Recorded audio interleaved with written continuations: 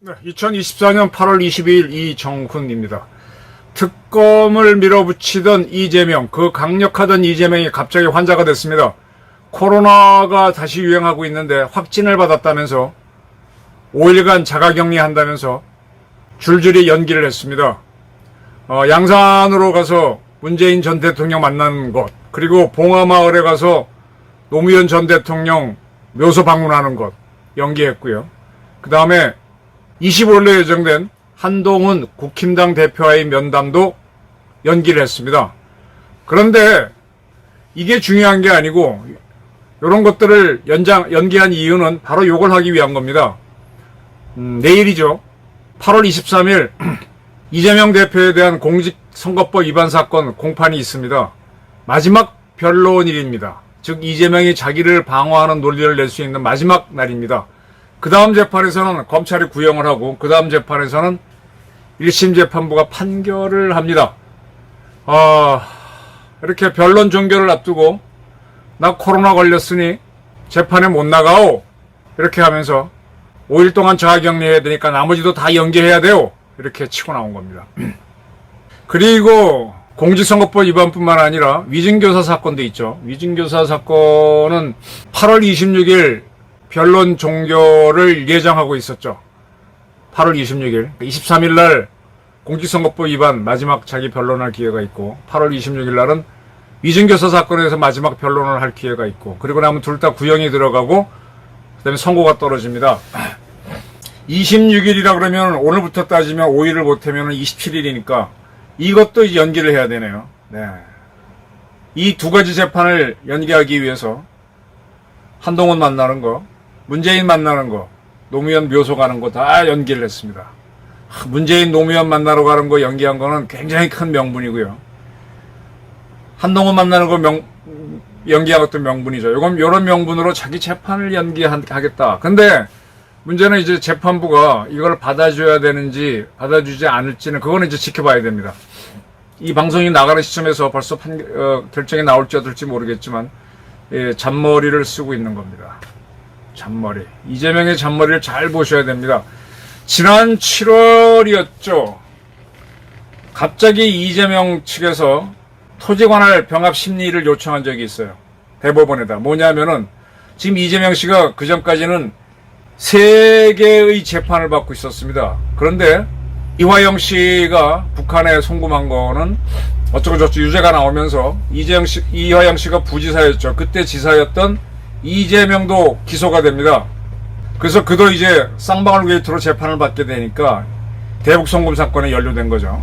재판을 받게 되니까 이 재판을 서울중앙지법원에서 받게 해달라라고 하면서 토지관할 병합 심리 사건을 냈어요. 네. 왔다 갔다 하기 불편하고 하니까 서울에서 다 받게 해달라. 서울에서 받게 되면은 다른 사건하고 병합이 되면은 그 중에 대장동 미래 이 사건과 병합되면 앞으로 이 재판은 3년 4년간 가도 끝이 안 날 거예요. 그 사이에 그는 대통령이 당선될 수가 있죠. 다행히 이 사건은 7월 15일 대법원이 병합해야 할 이유가 없다. 그리고 이거는 병합할 이유가 없기 때문에 기각인데 기각할 이유를 밝히지는 않는다. 병합할 이유가 없기 때문에 왜 기각을 하는지 이유도 안 밝히고 그냥 기각을 시켰습니다. 그래서 이재명은 지금 현재 수원지법에서는 쌍방울 게이트로 재판을 받아야 되고 위례 게이트 등 그 다음에 이제 위증교사 그 다음에 또 공직선거법 위반 이건 서울에서 받게 된 거죠. 근데 그 중에 지금 1심 선고가 다가오고 있으니까 위증교사하고 공직선거법 위반 1심 재판을 늦추기 위해서 코로나를 핑계로 자가격리를 하니까 재판을 연기해달라 이렇게 요청을 하면서 다른 걸 다 연기시켰습니다. 지금 코로나가 유행하고 있는 건 맞아요. 근데 코로나에 걸리면 그렇게 심각한가요? 뭐 허은하 씨도 만나고 조국 씨도 만났고 그다음에 김대중 탄신 100주년 행사까지는 잘 참가해놓고 갑자기 코로나에 걸렸다고 하니까 그를 만났던 사람들이 자기도 걸릴까봐 전전긍긍하는데 글쎄 지금 코로나가 지금 유행한다고 기사가 뜨긴 떴는데 그렇게 심각한 건지 저는 잔꾀라고 봅니다. 이재명은요 작년 9월이죠.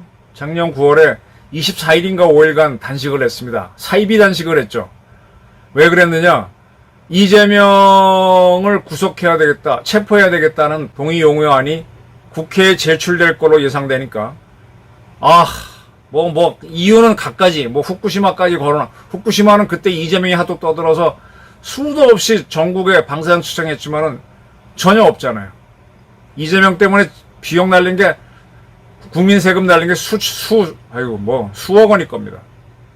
그런 걸 핑계로 단식을 했어요. 사실은 자기 체포되는 걸 피하려고 한 건데, 사실 이재명은요, 2023년 2월 달에 위례 사건, 대장동 사건으로 이재명을 체포해야 되겠다라는 동의 요구안을 국회에 냈는데, 국회에서 부결시켰습니다. 여기서 부결시키니까는 법원도 구속영장을 기각하면서 이재명은 위례 대장동 사건 관련해서 현재는 불구속으로 재판을 받고 있습니다. 그리고 이제 9월 달에 이제 이재명을 또 체포동의안을 낸다고 하니까 이재명이가 꾀병을 핑계는 아까 말한 후쿠시마 방류수 온갖 거 갖다 대면서 애들 같죠. 단식에 들어갔는데, 단식 끝 무렵쯤에 체포동의안이 국회에 제출됐는데 이게 통과가 됩니다. 그때 민주당에서 반란표가 일어나지 않으면 국힘당 표 갖고는 절대로 안 되는데 민주당에서 이탈표가 나왔어요. 이때 이재명은 단식 중이었지만은 신상 발언을 통해서 국회에 나옵니다.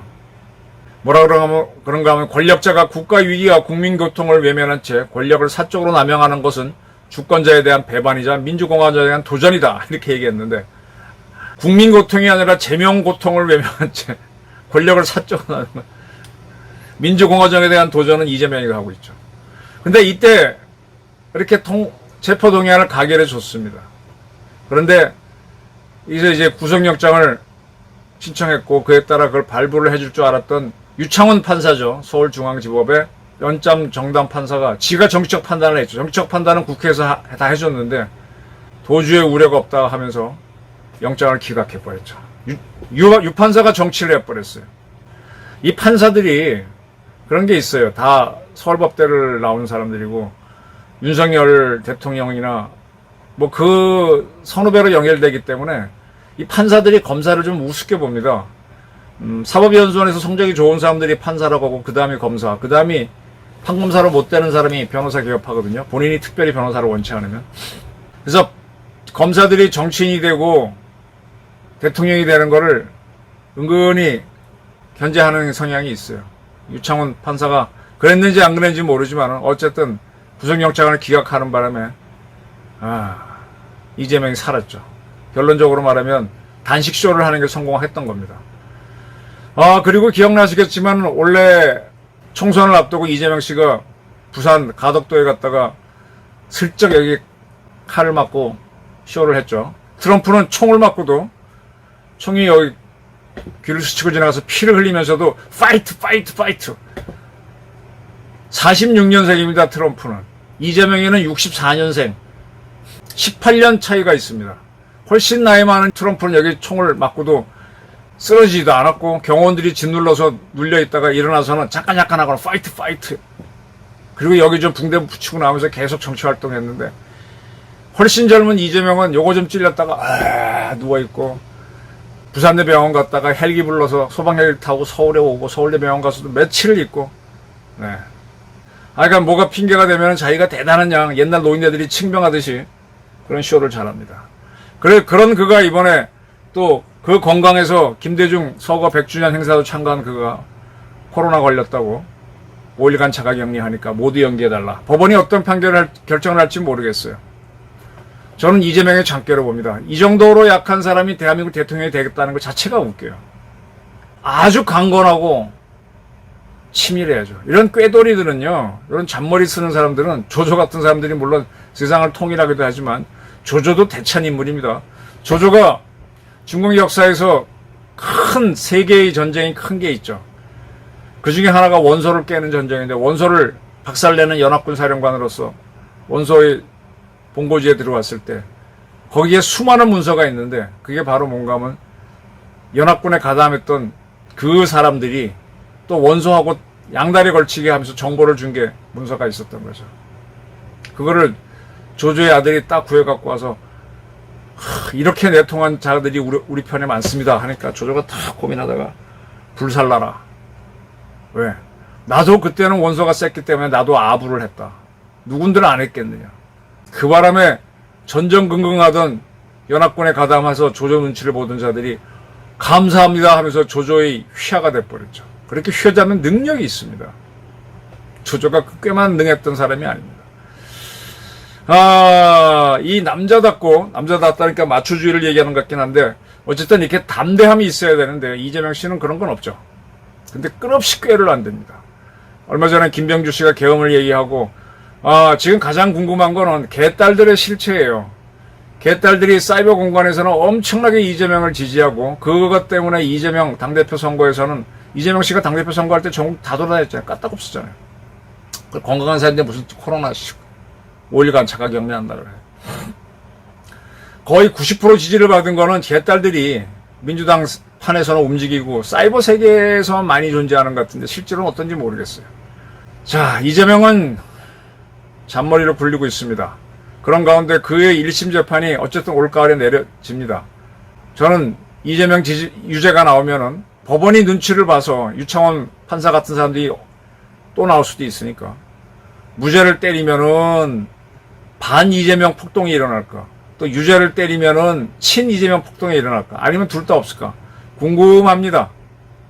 이재명 유죄가 나오는데도 폭동이 없다면은 개딸들은 사기죠. 어쩌면 이북이나 중국이 만든 사이버 공작일 수도 있죠.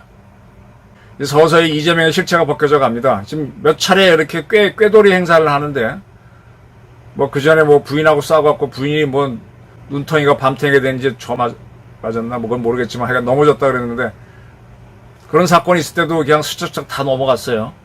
근데 언제까지 넘어갈지. 우리 개양 시민들이 호구를 해서 뽑아줬기 때문에 이렇게 됐는데, 언제까지 대한민국 사람들이 호구가 되는지 같이 지켜보시죠. 감사합니다.